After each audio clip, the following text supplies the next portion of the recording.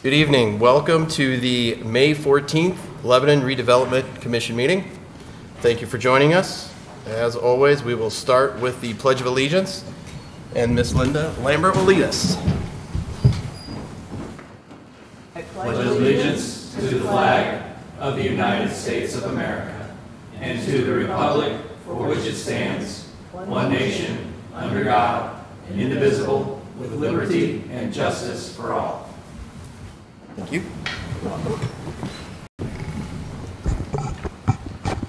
Okay, please let the record show that Caleb is excused this evening and that the rest of the commission is present. So let's get the ball rolling here and go ahead and start out with old business. I don't see any here listed. Oh, I need to approve the minutes. My apologies. So, approval of the minutes. And I have 2 months' worth. We have March the 12th and April the 9th. Okay, do those require two different motions? No, just one's fine. Okay. So do I have a motion for approval of the minutes? I move we approve the minutes from 3:12 and 4:9. Second. Having a motion and a second. Any comments? Okay, let's vote. All in favor, say aye. Aye. All opposed, same sign. Very well, it's approved. Okay, so we have the approval of the minutes. There's my agenda there. Okay, next up would be the old business, since I was trying to skip to that the first time. So there is no old business listed at this point. Is there any comments that any of the commissioners would like to make? Okay, well, let's jump right into the new business. First on the agenda is the downtown co-working development property bid opening. Welcome, Ben, to the podium, please. Good evening, commission members. I'll just let the record show that we did receive 3 bids by the filing deadline earlier today at 3 p.m. And so we will go ahead and start with the top of the stack and open these up.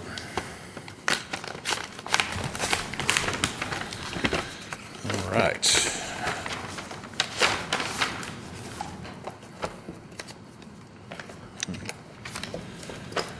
The first bid, let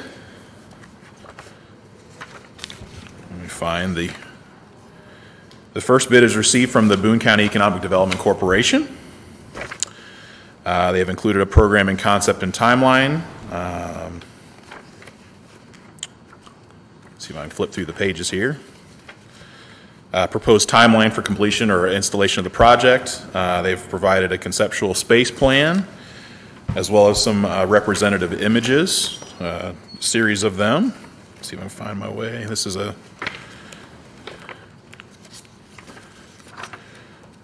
talked about some sponsorship and additional financial information, targeted businesses. Here's the management and operations strategy.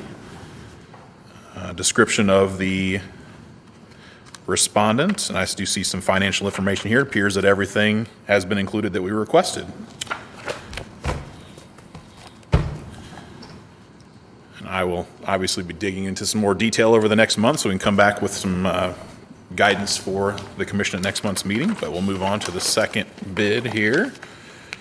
This is received from Outhouse Co-working. Real quick, Rob, do we need to read a bid amount or anything like that for the opening? I'll have to see if I can find it. I've got significant paperwork here. Let me see if I can find it. I just don't know if it needs to be reflected in the minutes. He didn't say anything. Thank you. Hopefully he'll start over.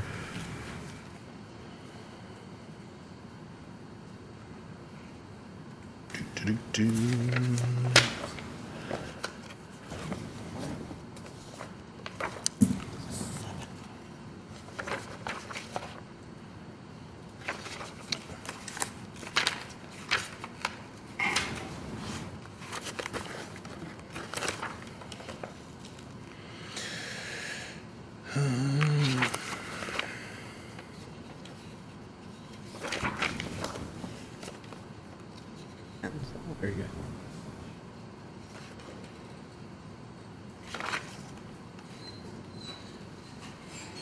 What's going on in there?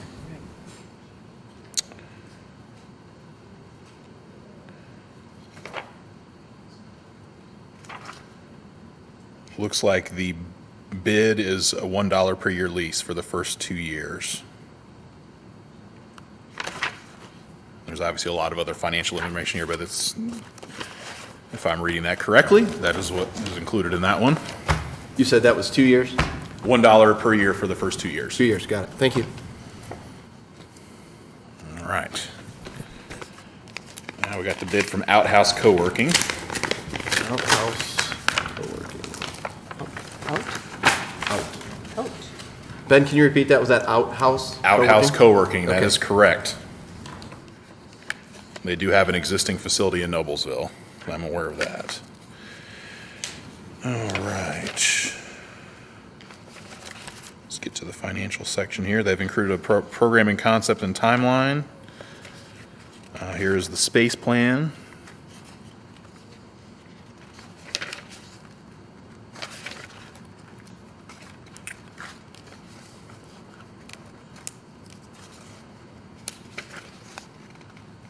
Marketing strategy, management operation strategy, financial information. All right, let's see if I can.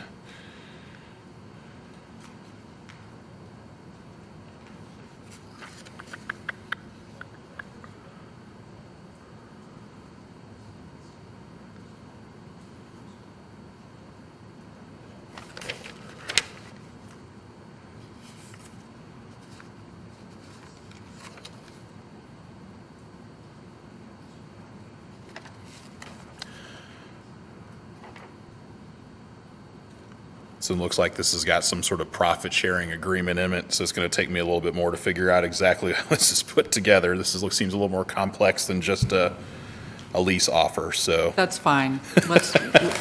I understand. There is information in here related to how that works, but I see Okay, profit that's sharing, fine. et cetera, so we'll have to dig into that one a little bit more.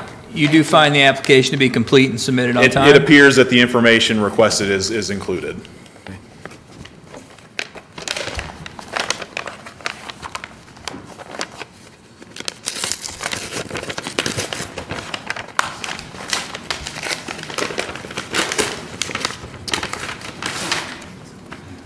Final bid is from Forza Commercial Real Estate LLC. Is that Forza, F-O-R-Z-A? Forza, correct. Some background information, concept for the site, plans for the site, timeline, summary of terms. Let me see. There's the operation, marketing, and management. Let me look in the terms here, see if I can find it quickly.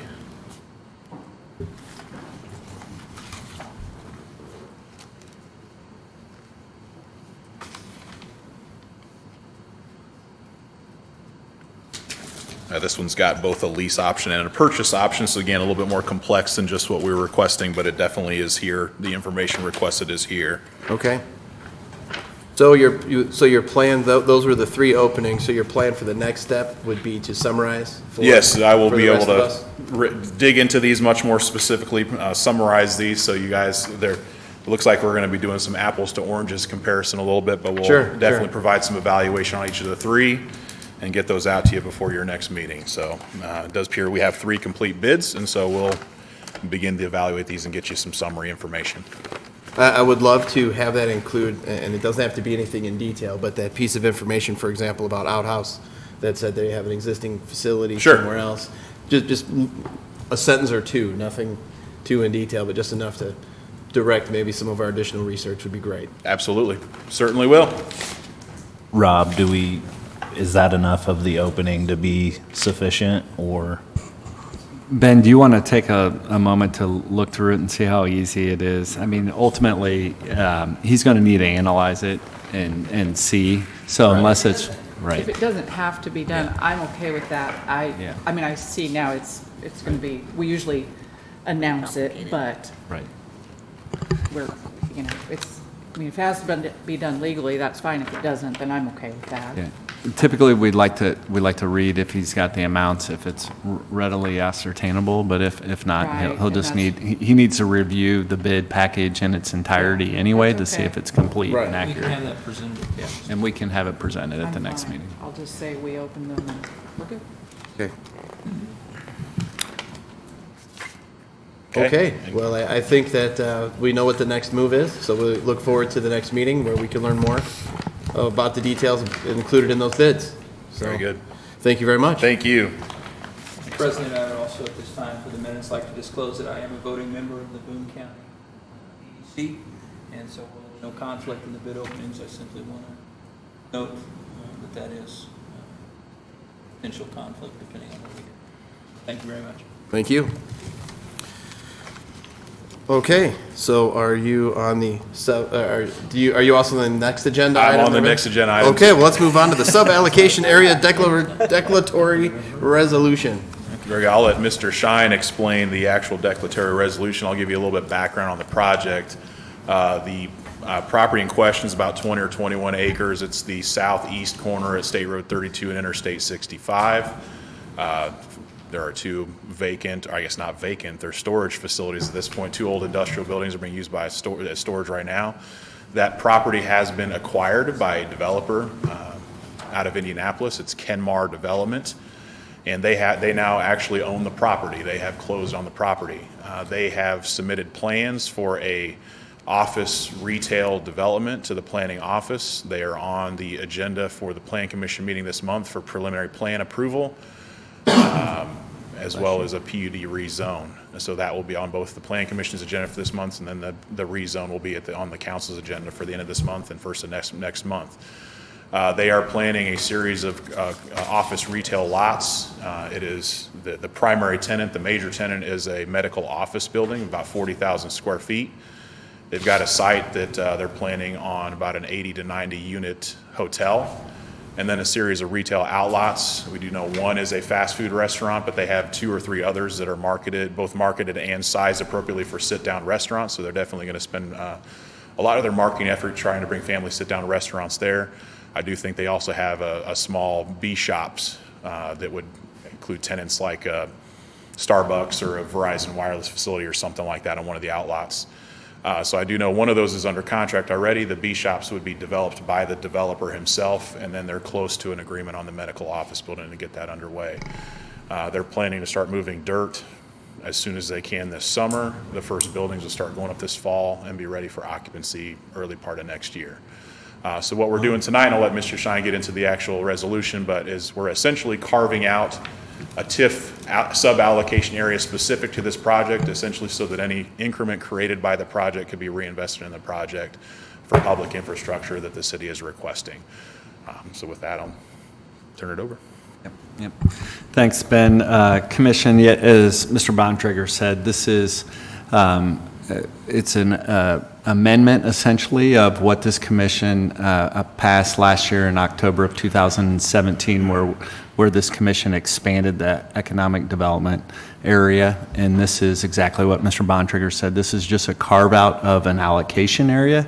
We're not doing anything to the EDA, as it's termed in an acronym. It's just carving out a piece of it that would be, if it goes forward, then we would use those TIF allocations or TIF proceeds for any type of potential financing for this particular project. This is one of essentially a 4-step process, and I'll go through the resolution, but this would need to go to the Plan Commission, to the council, and then this would come back to this commission for a confirmatory resolution if adopted. So I'll read through here again, Resolution 2018-7.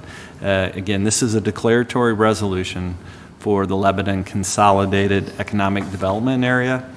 And this resolution amends the declaratory resolution and consolidated plan to remove the parcels that are identified on Exhibit A attached to this resolution as a 2017 allocation area.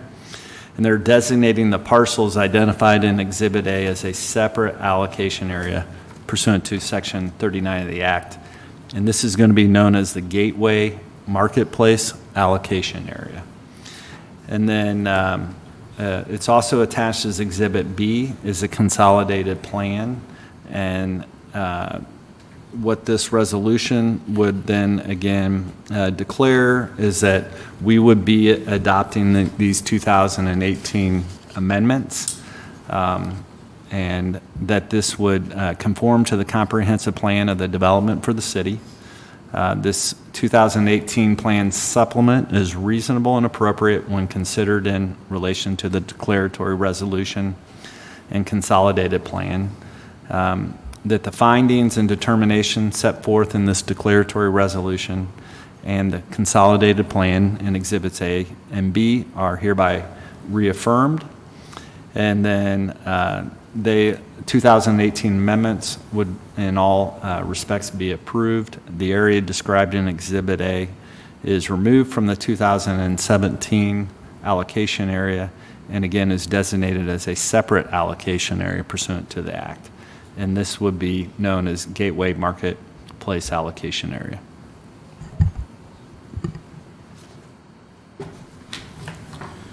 Okay, well, thank you for that reading. Do we have any questions from the commission? Comments?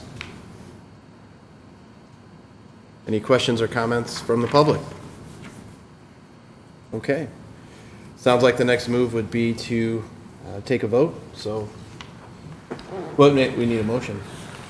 Correct? Yes, we would need a motion We would to need a approve this resolution, and again, this is just the first step of the process, so it would go to the Planning Commission, then to, if approved, then to the council, and then back to the commission. Can you repeat the number of the motion again, or the 20187. 2018? 2018-07. -07, okay. So at this time, I'd make a motion that we accept, as presented by Mr. Shine, the declaratory resolution 2018-7, amending the Gateway Marketway allocation. Would it move that we accept as presented? We have a motion. Do we have a second? I'll second. Very well. All in favor? Aye. All opposed, same sign. Motion carries. Very good. So 2018-07 has been approved. So on to, Just a quick question, Ben. Oh, you're fine right there. Are there, at the earliest opportunity, to have maybe some architectural renderings? What that might look like? Yeah, It may be too early in the process, but I think it would be good for public viewing if we had some type of rendering or. Sure, yeah, so this would be the developer, so he's the land guy, and most of the properties will be a third party that would Okay, develop. very good. He would develop the medical office building in one of the outlots, so we would start seeing some concepts there, I would say in the next several months. The medical office building isn't scheduled to start construction, I think, till spring 2019. Compliment to the city officials that helped to initiate this, because it's a much needed, truly, true gateway improvement there. And so, thank you for your work and anyone else in your department or office that moved forward with it. Thank you. very good, thank you. Thank you, Mr. President. So completing agenda item 3B, let's move on to 3C, which is the downtown facade grant request. And Good evening, Commissioners. This is the maiden voyage for this request with you all, so forgive me if I stumble through it a little bit, because I want to make sure we get this all right, and I feel like I've submitted a pretty complete package to you all. If you have any questions, I'm certainly more than willing to answer those at this point. The applicant here is with us, Mark Sullivan and Terry Roy. I will say that Mark is an attorney, so he will do a much better job of getting up here and explaining the situation than I am going to. So much longer as well, yeah. So, yep. So he'll do very good at answering questions that you have as well. So at the April 30th HPC meeting, they received a COA, a certificate of appropriateness, for their application. So there were a few things that changed from their original application that they agreed to be able to get that application approved by the Historic Preservation Commission. One of them was they were proposing a steel cap on the parapet walls to connect the top of the walls to the roofing membrane. The commission would rather have seen a Spanish tile coping. The applicant agreed to go down that path, which would be more historically accurate. And also the other stipulation in the COA that was issued by the Historic Preservation Commission was that they use a chemical, a very gentle chemical process to remove the paint from the building. One contractor submitted an application to use a baking soda and blasting method, a power washing method, which is apparently a method that is used from time to time, but the peel away method, there's a product out there called Peel Away, and it is a very well-known product in the preservation world for historic buildings, and it does a very excellent job of removing paint from brick, historic brick. Just to give you a little bit of a background, historic brick is much different than modern brick. It's very porous, it's soft, and it's designed to be that way. It's not designed like modern brick. These old buildings are designed to move and breathe and let water run through them. So you have to be very careful on what products that you use, or you will cause more damage to the brick in the long run. So getting up there with a power washer and just going to town, as we might think in modern times, is the right way to get rid of paint, but it's not. You have to be a lot more careful. So the HPC issued a COA to repair the damaged mortar on the east, north, and west side of the building using a lime-based product. Lime-based mortar is very important, again, to use in these old buildings because the lime is soft and it allows movement in those structures. If you used a modern concrete-based mortar, that mortar would not move, the brick would expand, and it would break the brick, is what would happen. So the lime allows the brick to expand without breaking the brick. They also received a COA to refurbish the deteriorated brick using reclaimed brick that's matching to the current brick that's up there, or what's known as a Belden paver that matches the color and texture for the east, north, and west side of the building. They also received a COA to restore and reinforce parapet walls using reclaimed matching brick again, or the Belden pavers. And as I mentioned, refurbish the Spanish tile coping and remove paint from the building. They also submitted to you a breakdown of the bid estimates, and all of this work, the way I interpret the resolution, qualifies for a grant from you all. It is all structural in sense and also facade related. So this total restoration of the facade and parapet walls totals, let's see, $43,450 from contractor number one, Isley Masonry and Concrete, and $44,600 from Pioneer Restoration. Pioneer Restoration did leave out some of the detail in their quote, but my hunch, and Mark can probably talk to us about this a little bit more, is the overall brick and mortar repair that was submitted by Pioneer Restoration likely included some of the other work that was supposed to be done by Isley. So he directly had conversation with the contractors and will be able to answer that better than I am able to, but that's my hunch. So with the grants proposals or estimates in that $43,000 and $44,000 range, that is a category 7 according to the resolution. The owner's share at that point is $1,350 or $13,500, and the maximum grant that this commission is allowed to issue is $36,500 to complete the project. That's a little bit of a brief overview of what I have given you.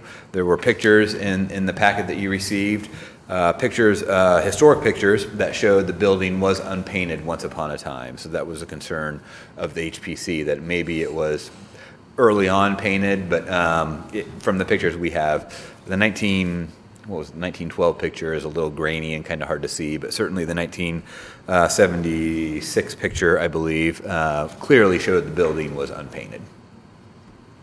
I'm happy to answer any questions regarding historic preservation if you have any. So just to confirm, we're going back to unpainted? That is correct. Okay. So as far as the disbursement of the funds, can you inform the commission as well as the public as to the schedule, as how that will be submitted? The disbursement of the funds that you all grant, is that what you're asking? Correct. Those are granted after the project is finished. The applicant submits the invoices to me for scrutiny. I go over those to make sure that they match what the estimates that were proposed were, and as long as they are, I submit them back to you for payment at the end of the project. Very good. And then as far as the schedule goes for this, one concern I have is that that's already pretty narrow at that point with the fences up for the main street project. What kind of timeline are we looking at for this project, should it be approved tonight? Sure. The applicant, I know, is itching to get started. So he wants to get started, I believe, as soon as possible. Again, he'll be able to answer that better than I can when he gets up here and talk. But from the presentation to the HPC, it was a matter of probably would have already started if the HPC was still giving the grants. But now that we had to come to the RDC, he had to hold off for a few more weeks. But the contractor that he prefers to use is ready to go. Okay.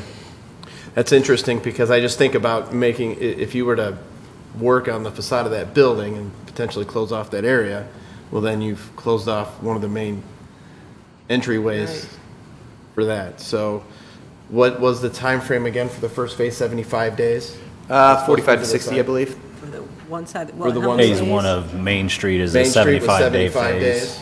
Yeah, it's 75 days for the first phase. That puts it wrapping up just before the 1st of August.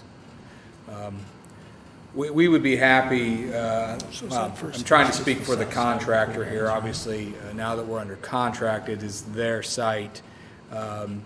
They have offered willingness to work with other projects. The Key Bank building comes to mind.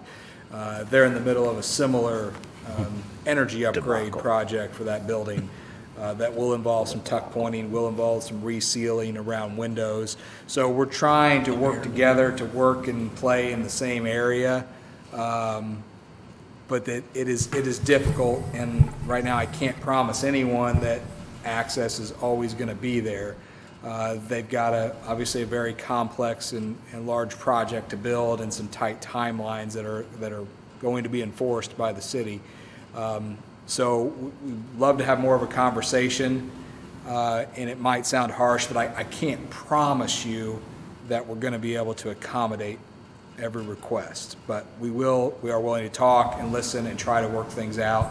But unfortunately, you know, at the end of the day, we've got a project to build and have to build it on some pretty tight timelines. Once we get to August, obviously, it's a much different scenario. But with that being said, once we get to August, we've got a finished street that they're then building on, our brand-new street. Yeah. Again, also poses some concerns of trying to do tuck pointing work over our new street. So, Well, I think there's some opportunity. You walk downtown Indianapolis, you see all the time they have scaffolding up where you're able to walk underneath. So I'm sure there's some different ways that they can go through this project, that we maintain pedestrian as well as be able to get this project done when it should be.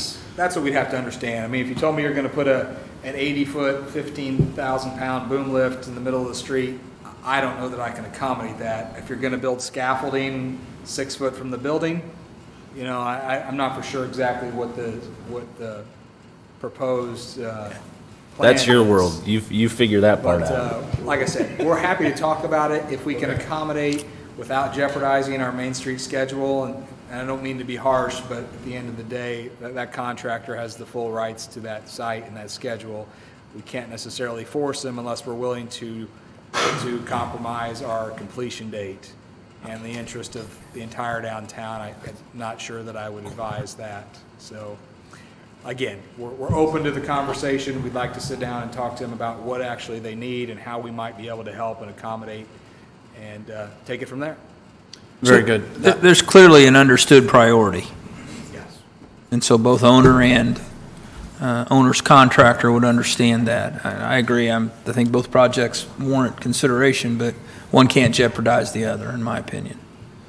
So as long as there's a clear understanding of you know, I don't want a lot of this Exactly. going on. So, all right, thank you. And my second concern in this situation is that I certainly don't want to put Mr. Sullivan in a bad position either. He's also trying to improve the city, and I don't want his costs to increase either. So I'd love to come up with an amicable way to get through this as a team. So I know that Kevin's definitely a reasonable man, and hopefully the contractor that's selected will be as well. So I think that if this were to move forward, we definitely need to make that part of the part of the handshake is that we won't attach a strict timeline to it per se. If you're okay with that, Mr. Sullivan, just so that we can continue to move forward. Yeah, can I address? Absolutely. Please come to the podium. It might help clarify the question. That was an excellent question, I thought. The wall that is the most troublesome is the west wall. It is the one, if you've seen the photographs, it's in a very deteriorated state, probably 4 feet from the top of the building itself. And we honestly, when we bought the building in 2016, we knew we would have to address that wall, that west wall, because it was, we just knew it because we were concerned that we might have a repeat of a wall collapse that we had in 2012, which took with it the whole back wall plus a good portion of the support of the rear portion of the building. We recently noticed that there was some water ingress through that roof line on the west wall, and so that's when we went to Derek, and Derek's been great, by the way. We like showing him our progress, as small as it may be. It seems like we're always taking 1 step forward and 3 steps back. And anybody who saw that building, the second floor of that building, can fully appreciate the train wreck. Would that be a fair way to describe that building? This, if I could just show this picture, I don't know if we can get it up on the monitor. Oh my. This is the wall that collapsed right there. And then what the previous owner did was build out a wood frame wall about 5 feet from that collapsed brick wall. But you can see the remnants of it right there. And it took the support, the flooring, the ceiling, quite a bit of the building just toppled down. In fact, I didn't know if there would be some question about whether or not that actually did occur, a wall collapse occurred, but I dug this up from 2012, and some concerned citizen actually said, you know what, there was a wall collapse back there in that building, and maybe there should be somebody looking at it. But it does describe in pretty gory detail the extent of the collapse and all that went with it. So, big, long, lawyer-like story to point out that when we saw that water, in April actually, water was getting into the building through that west wall, right along the roof line, we kind of hit the panic button with Derek, and we said, Derek, we're going to really have to step up and get that wall taken care of, that west wall. And he said, hey, there may be some grant money, why don't you put something in? And he has really helped us with that process. But then it started growing arms and legs, because then we thought, well, if we're going to redo that part of if we're going to redo that wall, it probably makes sense to do other areas of that building which also need tuck pointing and brick rehab, which on the east side of the building, about 5 feet from the sidewalk level up to about 5 feet, there's some real deterioration on that side too. And they say, John Reed said it's caused by the salt being sprayed on that wall. I'm not sure, he would know better than I, but we thought, well, then it makes sense just to fix that whole building. Well, then our contractor suggested, it's going to be a lot better, that we're going to be able to do a lot better job if we can really see what we're doing there. And so maybe you ought to look into getting the paint off, because that was always a goal of ours too. So that's why this whole thing sort of snowballed the way that it did. But in all of it, it really was just a focus on that west wall. So in terms of a timing standpoint, that west wall, if you look at the diagram I've got of the building, and it's in the materials. This is it here. The west wall, the really badly deteriorated part, is right there. And what the masons plan on doing is actually building scaffolding all the way up there. Well, as you can see, it's on the inside of the building. It shouldn't interfere at all with anything going on Main Street, and really nothing going on in, any, need that we have for additional parking on Meridian Street. And that wall is probably going to take a good 3 weeks for them to completely rehab it. So that's going to buy us some time, I think, to allow the Main Street project to really get underway, and hopefully, we won't be in the way, I guess is what I'm trying to say, because that's where we're going to focus on, is that wall, because that's the wall that's really very good, the biggest concern for us. So very good. I think Thank you. Timing-wise, we should be able to make this work.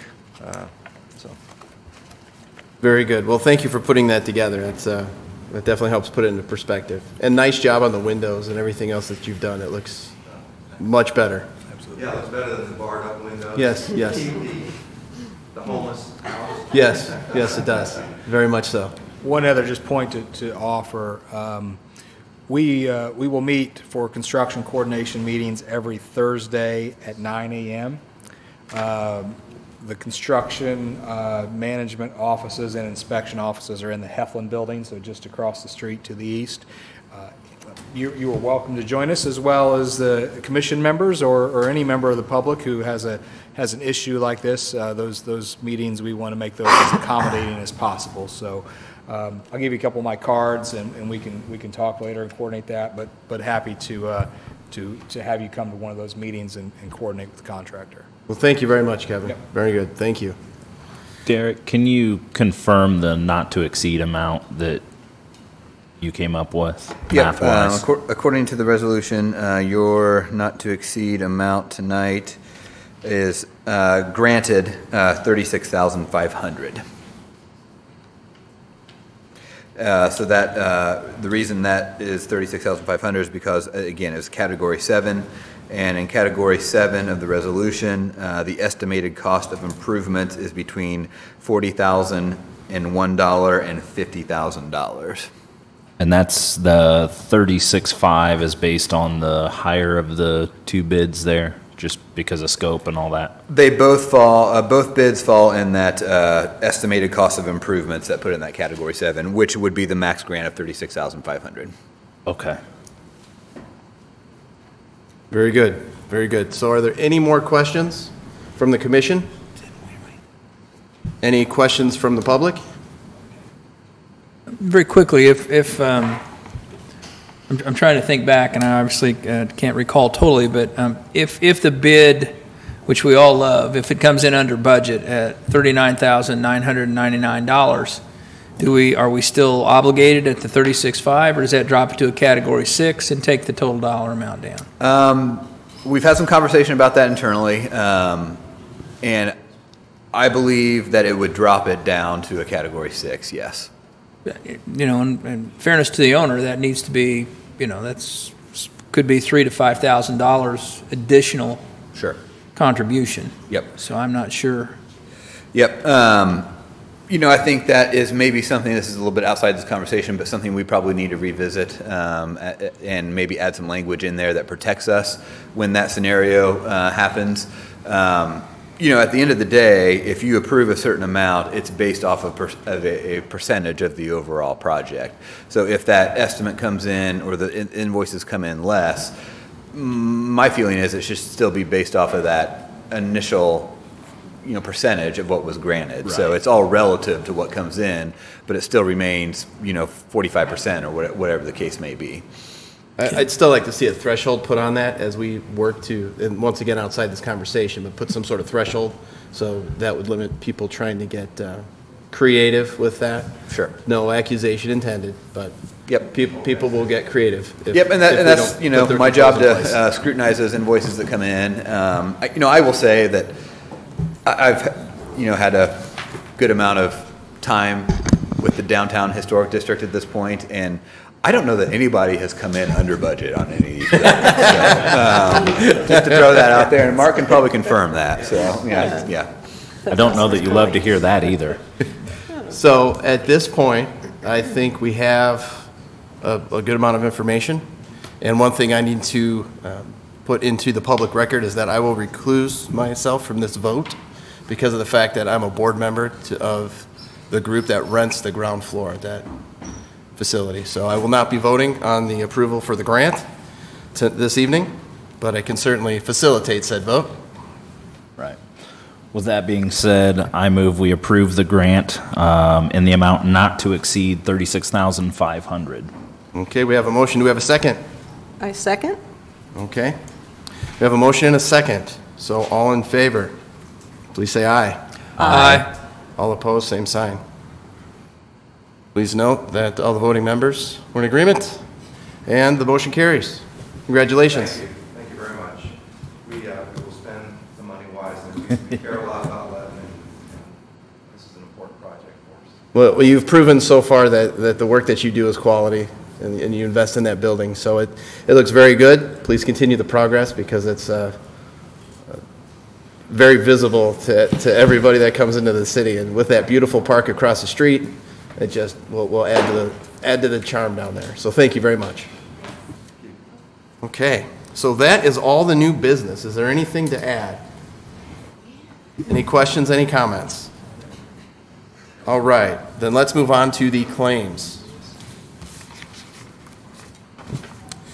Tanya, I did have a question about the claims. I noticed that, and then in the email that you had sent, that the first handful of lines, 6 lines, it was all the same check, but you had multiple lines entered in the claims. Is that just for record keeping because of the multiple? See it? I don't have it in front of me, sorry. That's fine. Because it's even the same check number, so it tells me that you're just trying to classify it. I just wanted to make sure I understood. Right, we were just paying property taxes, And it is broken So- down, 1, 2, 3, 4, 5, 6. but it all went to the Boone County Treasurer's Office. Is that what you mean? Different Right, parcels. yeah, I'm just curious why it's on different lines instead of just one line. It's like same check. What do you mean, different lines? There's 1722 is listed the first handful of lines, and then it's And it's all the a same variety of check, amounts. just different amounts. Property, Same Same check address. number, but different amounts here. because they're for different properties. Just to line it out to the property. We Okay, have to enter them one at a time, sure, but then they sure. all come out on the same check. Is that what you mean? Yeah, that's exactly right, but it all said 310 in the description. That's why it seemed repetitive. So if you look at the description, it says 310 for everything. It didn't identify it as unique in any way. That must be how they sent them. I would have to look at it. They're downstairs on the table, so Okay. I would have to look at that. I can't answer that. But that whole line was for property taxes, or all those Right, handful of for the lines was Bill for property Estes building, taxes? yes. Okay. Okay. Are there any other questions about the claims? Thank you. And not knowing the 5, 6 lines there, are we okay with approving those claims this evening? Yeah, it's just parceled out. Okay, yeah, I figured that's what it was, just an accounting issue. Okay, so I move that we approve the claims as presented. I second the motion. Having a motion and a second, all in favor, say aye. Aye. All opposed, same sign. Motion carries. Very good. I would entertain a motion to adjourn. I move we adjourn. I second both of them. All in favor, say aye. Aye. All opposed, same sign. Very good. Thank you, everybody.